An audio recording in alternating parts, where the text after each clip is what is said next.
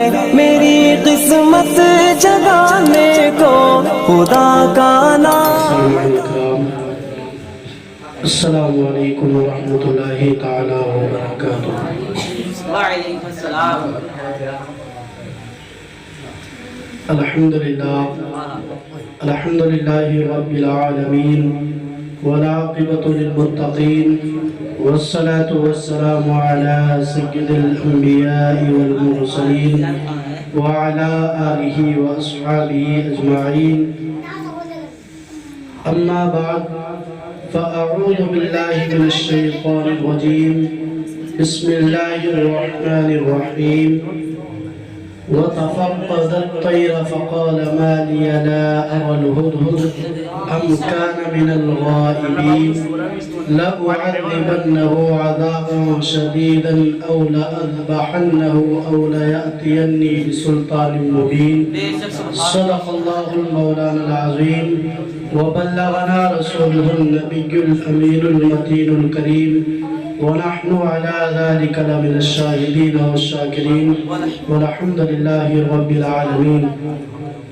غوث اعظم بمنے بے سر و ساما مدد، قبلہ دی مدد، کعبہ امام مدد، بگردام بلا استاد کشتی، مدد کن مدد کن مدد کن یا معین الدین چشتی، قادریم نعرے یا غوث اعظم می زنم، دمزہ شیخ احمد رضا خان قطب عالم می زنم۔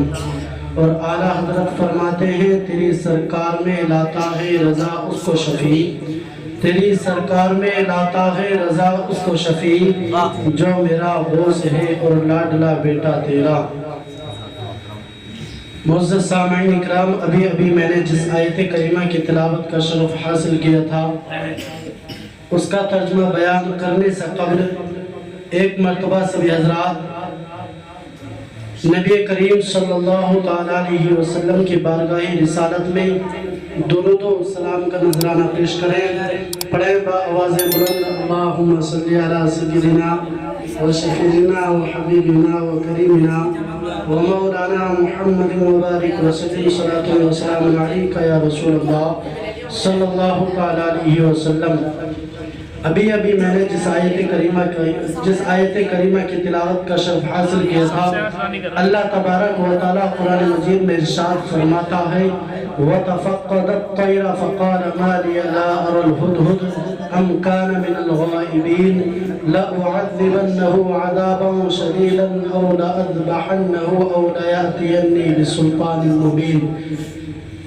معزز سامعین اکرام، اس کا ترجمہ یہ ہے، او پرندوں کا جائزہ لیا تو بولا مجھے کیا ہوا کہ میں ہدہد کو نہیں دیکھتا، یا وہ واقعی حاضر نہیں، ضرور میں اسے سخت عذاب کروں گا یا اسے ذبح کر دوں گا یا وہ کوئی روشن سند میرے پاس لے کر آئے۔ اللہ اکبر۔ حضرت سلیمان علیہ السلام عصر کی نماز کے وقت ہدہد کو طلب فرمایا، لیکن ہدہد وہاں موجود نہیں تھا۔ آپ کو جلال آیا، آپ نے فرمایا مجھے کیا ہوا کہ میں ہدہد کو نہیں دیکھ رہا ہوں، میں ہدہد کو نہیں دیکھتا، یا وہ واقعی حاضر ہے یا وہ واقعی غیر حاضر ہے، میں اسے سخت عذاب کروں گا یا اسے ذبح کر دوں گا یا کوئی روشن سند یا کوئی روشن دلیل میرے پاس لے کر آئے۔ اللہ اکبر۔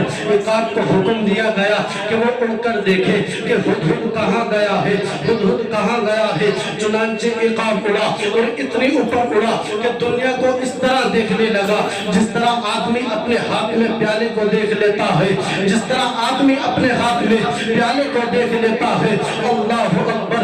جب عقاب اس ہدہد کو یمن کی طرف سے آتا ہوا دیکھتا ہے، فوراً اس ہدہد کے پاس پہنچتا ہے اور کہنے لگتا ہے غضب ہو گیا ہے۔ اللہ کے نبی سلیمان علیہ السلام نے قسم کھائی ہے کہ میں ہدہد کو یا ذبح کر دوں گا یا اسے سخت عذاب کر دوں گا یا کوئی روشن سند میرے پاس لے کر آئے۔ اللہ اکبر۔ ہدہد کہنے لگا کہ اللہ کے نبی سلیمان علیہ السلام نے اس حلف میں کوئی کسی بات کا استثناء بھی کیا ہے یا نہیں؟ وہ کہنے لگتا ہے ہاں کیا ہے۔ وہ خود کہنے لگتا ہے، وہ خود کہنے لگتا ہے پھر تو میں بچ گیا، پھر تو میں بچ گیا۔ میں اللہ کے نبی حضرت سلیمان علیہ السلام کے لیے ایک بہت بڑی خبر لے کر آیا ہوں۔ اللہ اکبر۔ ہدہد اور عقاب کو حضرت سلیمان علیہ السلام کی بارگاہ میں حاضر کیا جاتا ہے۔ ہدہد حضرت سلیمان علیہ السلام کی بارگاہ میں حاضر ہوتا ہے۔ حضرت سلیمان علیہ السلام ہدہد کو سر سے پکڑ کر اپنی طرف گھسیٹتے ہیں۔ ہدہد کہنے لگتا ہے اذکر وقوفک بین یدی اللہ، اے حضور اللہ کے سامنے اپنی حاضری کو یاد کر لیجئے، اللہ کے سامنے اپنی حاضری کو یاد کر لیجئے۔ حضرت سلیمان علیہ السلام ہدہد کو چھوڑ دیتے ہیں اور اسے معاف فرما دیتے ہیں۔ ہدہد اپنی غیر حاضری کی وجہ بیان کرتا ہے کہ اے اللہ کے نبی حضرت سلیمان علیہ السلام، میں ایک ایسی ملکہ کو دیکھ کر آیا ہوں کہ اللہ تبارک و تعالیٰ نے اسے ہر قسم کا سامان، ہر قسم کا سامان دیا ہے اور عیش و عشرت دے رکھا ہے۔ وہ سورج کی پجارن ہے، وہ سورج کی پجارن ہے۔ وَلَهَا عَرْشٌ عَظِيمٌ، اور اس کے پاس ایک بہت بڑا تخت ہے۔ اللہ اکبر۔ روایت ہے کہ وہ تخت سونے اور چاندی کا بنا ہوا تھا، وہ تخت سونے اور چاندی کا بنا ہوا تھا۔ اس میں بڑے بڑے قیمتی جواہرات، جب بڑے بڑے قیمتی جواہرات سے مرصع تھا۔ اس بلقیس نے اس تخت کو ایک گھر میں بنوایا رکھا تھا، ایک گھر میں بنوایا رکھا تھا، اور اس گھر کے اندر 7 گھر تھے، جس تخت کو جون سا وہ تخت بلقیس کے گھر میں رکھا تھا، وہ 7ویں گھر کے اندر رکھا تھا۔ اور بلقیس کا وہ تخت 80 گز لمبا تھا، 40 گز چوڑا تھا اور 30 گز اونچا تھا۔ 7ویں گھر میں وہ بلقیس اس تخت عظیم کو رکھے ہوئی تھی اور اس تخت عظیم پر بیٹھا کرتی تھی، اور ہر دروازے کے باہر سخت پہرا تھا، بلقیس تک پہنچنا ناممکن تھا۔ اللہ اکبر۔ ہدہد نے حضرت سلیمان علیہ السلام کی بارگاہ میں حاضر ہوا اور بلقیس کا سارا قصہ بیان کر دیا۔ حضرت سلیمان علیہ السلام عرض کرتے ہیں میرا ایک خط لے جاؤ اور بلقیس تک پہنچا دو، بلقیس تک پہنچا دو۔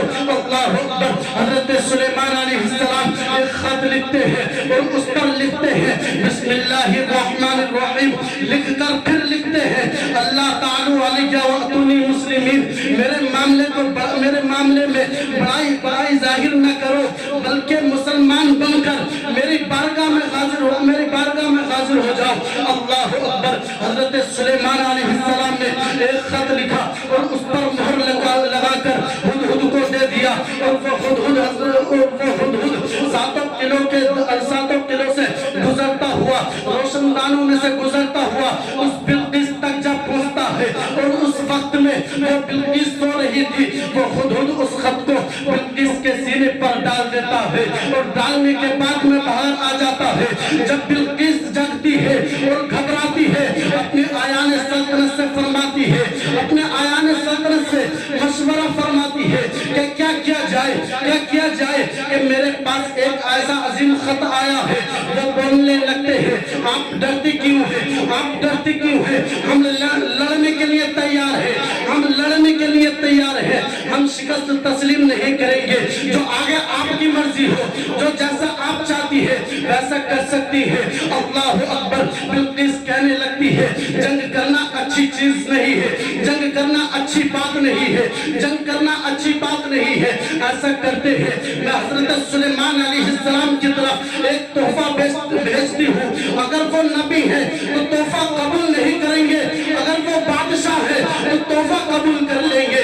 اللہ اکبر۔ بلقیس نے 500 غلام اور 500 باندیا اور سونے 500 باندیا، بہترین ریشمی لباس اور زیورات سے آراستہ کر کے انہیں ایسے گھوڑوں پر بٹھایا، جن کی کاٹھیاں سونے کی تھی اور لگامیں جواہرات سے مرصع تھی۔ اس نے 1000 اینٹیں سونے اور چاندی کی تھی، 1000 اینٹیں سونے اور چاندی کی تھی، اور ایک تاج جو بڑے بڑے قیمتی جواہرات سے مرصع تھا۔ اس نے ایک قاصد کے ساتھ ان سارے سامان کو حضرت سلیمان علیہ السلام کی بارگاہ میں بھیجا۔ اللہ اکبر۔ اس وقت میں ہدہد وہاں پر یہ ساری باتیں سن رہا تھا۔ ہدہد حضرت سلیمان علیہ السلام کی بارگاہ میں حاضر ہوتا ہے اور عرض کرنے لگتا ہے اے اللہ کے نبی حضرت سلیمان علیہ السلام मकासद भेज रही है और वो बड़े बड़े तोहफे भेज रही है। अल्लाह अकबर। हजरत सुलेमान अलैहिस्सलाम ने अपनी जिन्नी और लश्करों को जमा किया और हुक्म दिया कि 6 मील तक ईंटें सोने और चांदी की ईंटें बिछा दो और साथों में इर्द गिर्द सोने और चांदी की दीवारें खड़ी कर दो। अल्लाह अकबर। जब वो कासिद हजरत सुलेमान अलैहिस्सलाम की बारगाह में हाजिर होता है और देखता है, जब वो अपना कदम उन सड़कों पर रखता है तो वो कहने लगता है कि मैं हजरत सुलेमान अलैहिस्सलाम की बारगाह में किस मुंह से हाजिर होऊंगा, किस मुंह से हाजिर होऊंगा। अल्लाह अकबर। वो कासिद वापस पलट जाता है और वापस पलटने के बाद में बिल्किस को सारा किस्सा बयान कर देता है। जब बिल्किस सुनती है और गौर से सुनती है वो फरमाने लगती है, हजरत सुलेमान अलैहिस्सलाम की बारगाह में अब मैं खुद हाजिर होंगी, अब मैं खुद हाजिर होंगी।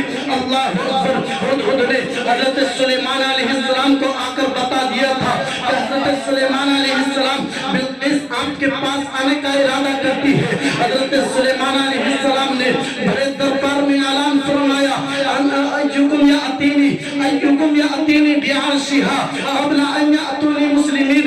कौन है जो बिल्किस के यहाँ पहुँचने से पहले पहले उसका तख्त यहाँ लेकर आए। अल्लाह अकबर।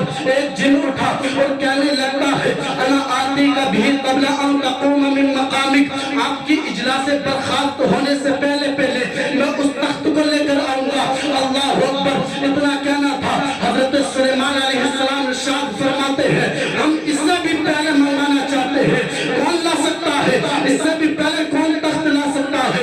अल्लाह अकबर। एक आलिम किताब उठा और कहने लगता है, अना आती का भी क़ब्ला अन यर्तद्दा इलैका तरफुक।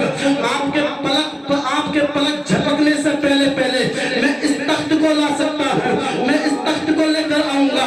अल्लाह अकबर। वो एक आलिम किताब उस तख्त को लेकर आ जाते हैं और लाने के बाद में हजरत सुलेमान अलैहिस्सलाम के सामने रख देते हैं और हजरत सुलेमान अलैहिस्सलाम के सामने रख देते हैं। वो बिल्किस भी आ जाती है और हजरत सुलेमान अलैहिस्सलाम की शान और शौकत को देखकर और नबुव्वत को देखकर वो बिल्किस मुसलमान हो जाती है।